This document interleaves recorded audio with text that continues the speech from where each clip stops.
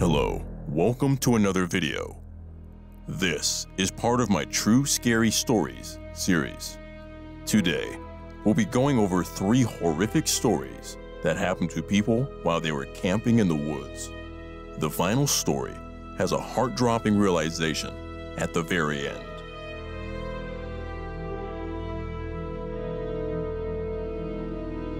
It was early spring 2016. I had just turned 24 years old. My friend and I just reached our main spot to camp, Black Canyon Rim Campgrounds, just outside of Payson, Arizona. We'd usually travel out here 2 or 3 times a year.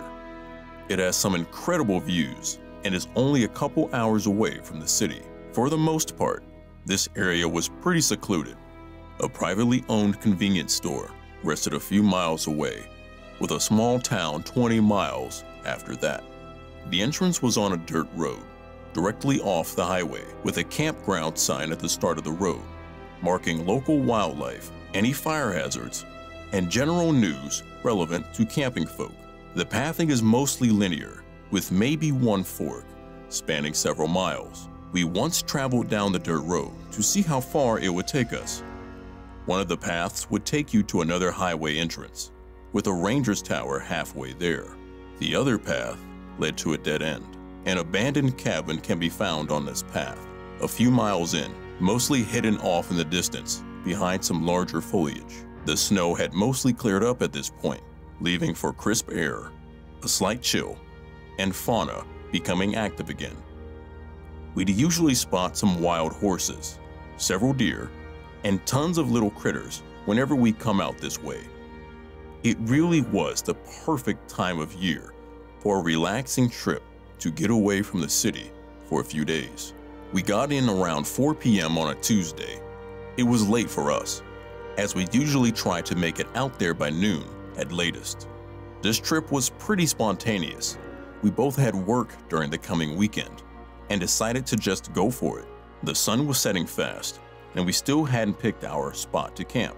There were maybe 2 other groups, both families, parked somewhat close to the entrance, only a few hundred yards away from the highway. This time around, we just wanted to get away from humans for a while.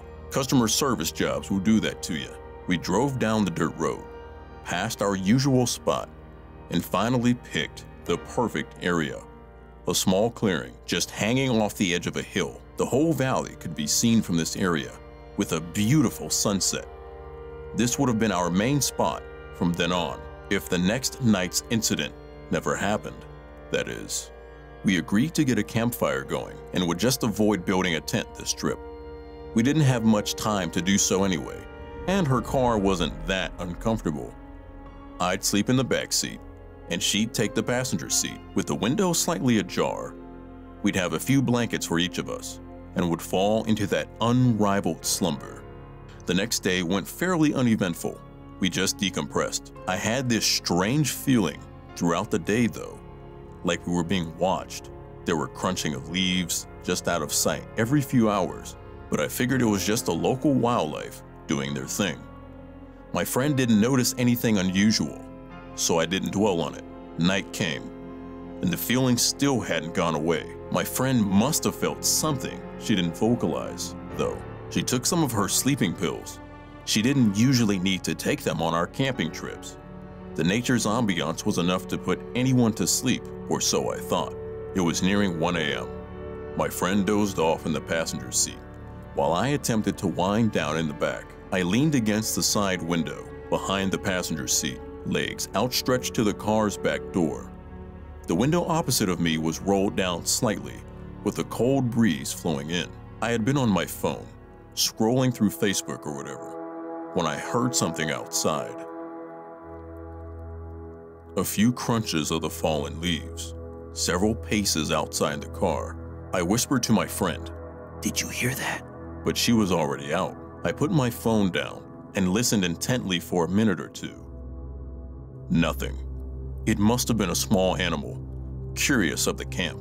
I went back to my phone, scrolling through social media. About 10 minutes had passed when I heard it again. Right outside the door. I lowered the phone, My eyes took a moment to adjust from the light of the phone into the deep dark of the woods. As I turned the phone away from me, the backlight illuminated the window above my feet. To this day, I can't get the image out of my head. Two dirty, scabbed hands held onto the window, the fingers wrapped inside of the car. The nails were long, unkempt, and dark.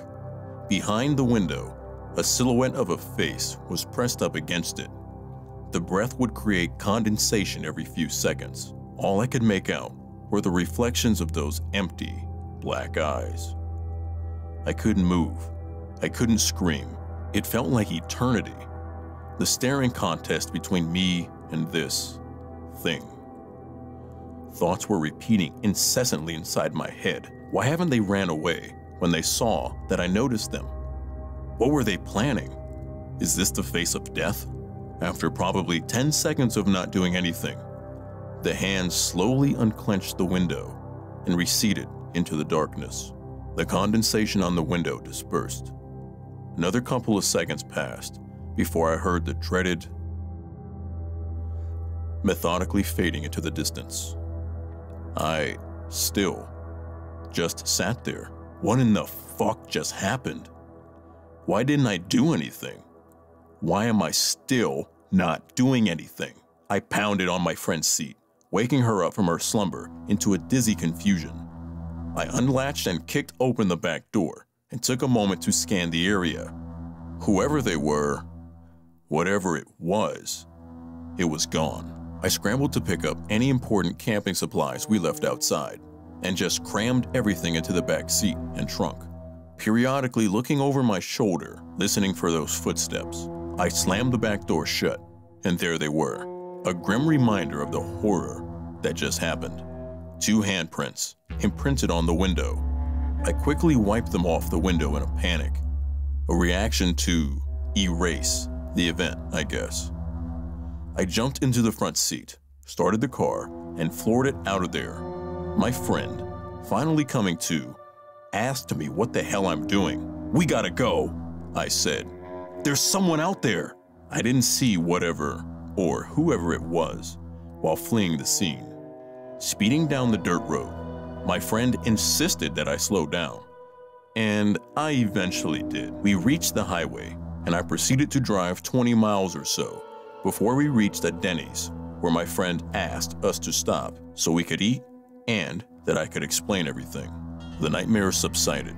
A few months later, my embarrassment continues to this day for the state of shock I was in at the time. Everybody says you either have a fight or flight instinct, and I'm confused whether I have either. I mean, I just sat there and did nothing. I frequently tend to ask myself who was out there. Was it another camper messing with us? A resident of the abandoned cabin down the dirt road? Or maybe something more paranormal residing in the forest, watching lone, vulnerable campers as they drift off to dreamland. We'd still go camping there in the years ahead, but never too far from the highway. Whatever it was, I hope that was the last I've seen of it.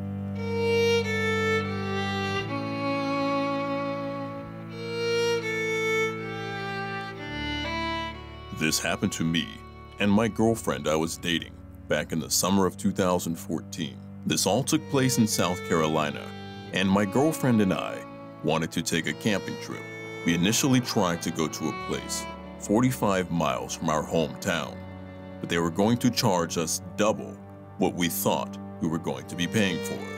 We decided to head back, and it just occurred to me there's a spot very close to where we live. Now, I will say it's more boondocking and off-grid. We didn't have to pay for anything, just parked the car and we got out. This place is quite gorgeous. There's a historic bridge and trail, also some of the oldest railroad tracks in the South. We got there before sunset, so we had plenty of time to pitch the tent and set everything up.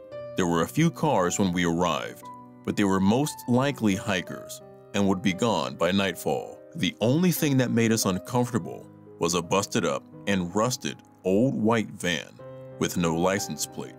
We both pointed that out thinking it was weird, but we shrugged it off and started walking to a good place to set up camp. After several hours, around 3 a.m., following some quality time spent with her and taking in all the nature, and then going to sleep, we started to hear this obscure singing and walking around our tent. Anytime you hear a commotion that early in the morning, nothing good can come of it. I peered my head out the tent to see what was going on. I didn't see anything or anyone, but nonetheless, I didn't want to stay in that area when we were both freaked out. Just because I couldn't see it doesn't mean it's not there. I barely did a decent walk around our tent. As we were quietly gathering our belongings, we swore we heard the singing get louder. I recall a few words in the song that he was singing. It had, "Now won't y'all come out?" followed by this raspy laughing. Once we finally packed the tent, that was when the crunching on the leaves and his humming sounded really close by. We booked it. I grabbed her hand and threw the tent and the folding chairs on my back. We made sure to run the opposite way from where all his noise was coming from. Luckily, we set up camp fairly close to the parking lot because I could see lights through the trees. As we ran and scurried away from whoever was chasing us, we noticed the lights from the parking lot wasn't just street lights, but also, to our horror, it was that old rusty white van we saw at the beginning. We hurried uphill, just hoping this guy was alone. If he had an accomplice, that would be another person to deal with. As we reached the lot, we got into the bright streetlights. I noticed my girlfriend's hand make a slight twitch, and her pace slowed down. From that, I could tell she was turning her head to take a look at our attacker. I heard her gasp loudly, "Come on, don't look, we're almost there." She focused back and we continued running in unison. This guy was getting closer as I can hear the noise of the gravel intensify. I heard his wheezing and him barking, "Don't y'all think you'll get away?" As we just made it past the van, we split and I handed her the keys so she could unlock and start the car, and I can throw all of the gear in the trunk, and then we can make it out of this place. As I frantically laid the camping gear in the back seat and head to the driver's side, that was when my body faced forward for the first time in a while. Every noise this guy was making was close and amplified now. With the car running, I kept my head down to put it in reverse, but curiosity got the better of me. In the brightness of my headlights, this man was a behemoth with a stern, wrinkled face with red, patchy hair, a goatee that had dirt and crud smeared over it. His eyes were fixated on us like a scope, magnifying on two 10-point bucks. He was wanting to kill us. "Get back here!" he barked, waving a baseball bat back and forth. I shook my head, and with that, I swerved out and we were on the way out with our hearts racing. In the rearview mirror, we saw the man slam the bat in frustration. A narrow escape. We drove to Waffle House and spent the rest of the early morning until sunrise.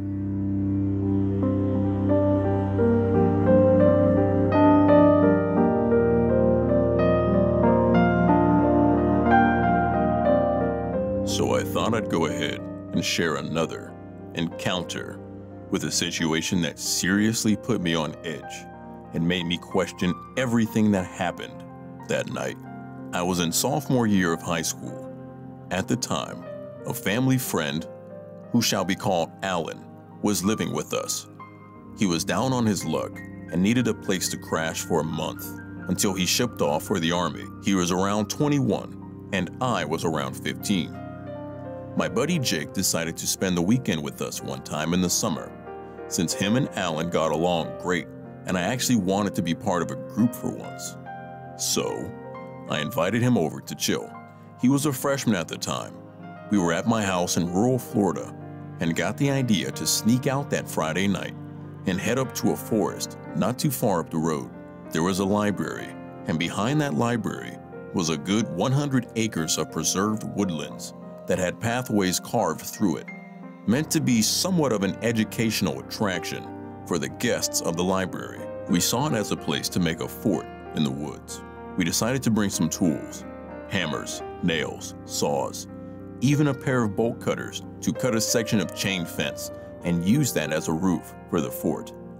We were very optimistic at this time. We loaded everything up and headed out. The best way to get to the forest from my house was to walk down this little section of road and climb up a small sand dune that the road carved through. On top of that, nearly a 50-degree incline, a good 2 stories up, was a fence. We cut the fence with the bolt cutters and let ourselves in and found a good place to set up camp. We were there for a good 30 minutes, dragging around loose branches and making a ruckus when Alan decided to start on the roof. Jake decided to stay back at the fort while me and Alan went to go get a section of fence. We got back to the part we cut open, and as we were cutting the rest of it out, we both looked over the fence line down the sand dune to see an old white van parked off the road, facing us with its lights on. 2 hooded figures and a dog were standing next to it. Alan and I dropped the cutters and ran as fast as we could to the fort, me being an out-of-shape, asthmatic kid, and him being ready for the Rangers quickly left me in the dust. I was running for what seemed like an eternity before a hand reached out from the sticks and pulled me in. It was Alan. He threw me down to the ground next to Jake, and all of us laid prone in the sand, not making a sound. We heard the sound of footsteps shuffling through the sandy path by our fort, and as it got closer, we all heard a low, raspy breathing. Whoever was running was either old, a smoker, out of shape, or any combination of the 3. I started wheezing right as the figure walked past us. Alan motioned for me to use my inhaler in my pocket. I did, and as the device puffed, the footsteps stopped. It felt like we were laying there for hours after that. But when the steps picked back up, we realized they only stopped for a second or two. When the footsteps left, we all whispered to each other what to do. Alan decided to be the man and give himself over to whoever those men were. His logic was, since the city courthouse was literally an eighth of a mile down the road, he could run to it if there was trouble. Judging by the shape of the person following us, it didn't seem like he'd have any problems outrunning them. So, we broke up. Alan decided to run out to the main fence and head left towards the opening and the van, while me and Jake run a good 100 feet to the right and hop the fence into the tree line on the side of the road. We counted down, and in a flurry, we all hauled ass. I've never ran that fast in my life. Everything was a blur. I looked back at Alan before he crested the sand dune, our knight in camo armor, willingly confronting would-be attackers to let 2 kids run for safety. Jake and I were running down the sandy path next to the fence when we heard the same breathing from earlier. And out of the corner of our eyes, coming from a path that led right to the one we were on, stood a very large man that let out a grunt when he saw us. We literally ran right past him on our right and kept running, faster than ever. We crested another dune and decided to jump the fence when the man couldn't possibly see us. We vaulted clean over into the bushes. We hid in the bushes and tree line next to the road as we saw a very large man run past us on the other side of the fence. He ran right past us. We were amazed our hiding spot worked. It was as if I could hear every one of his wheezes as he shuffled past us. We each held our breath, making sure not to make a sound. Just then, a voice on the other side, near the side of the roadway, said, "It's okay, boys. Come on out. You're safe." We both looked in horror as a dark figure stood in the moonlight, standing on the highway, looking right at us. It took us a second, but we realized it was actually Alan, somehow managing to run up the pathway a good ways, confront a madman, then casually walk down the road at least 200 feet to where we were. If that didn't make us feel out of shape, I don't know what would. We walked out and were smiling so big our cheeks hurt. We were finally out of that mess. We asked him what happened with the guys at the van. Turns out that the county sheriff uses that stretch of road to train new K-9 units. Hence the old van with XYZ County Sheriff lettered on the side. We somehow failed to notice. We were thrilled and walked home. We felt invincible. We saw the same white van drive past us as we were walking into a gas station parking lot to grab drinks. The officers waved at us, and we waved back. We made it home safe and sound. We all huddled into my garage, blasting music and eating all kinds of junk food. We joked about the events that just happened. When I realized something, I asked Alan how many people he saw when we first looked over the fence at the van. He said he saw 2 men and a dog. I agreed. I then asked him how many people he saw when he walked down to greet them. He said 2 men and a dog. I asked if the van had all its seats in it. He said the sliding door was wide open and the interior lights were on. It only had the front 2 seats, and the back had a bunch of towels and carpet for the dog or something, along with some cases of what he assumed were full of toys to train the dog with. I could feel my stomach sink, and asked him in a broken voice if it was just only those 2 men, and neither of them walked away from the van. Who the fuck chased us through the woods? All 3 of us stared at each other, not having an answer to that question.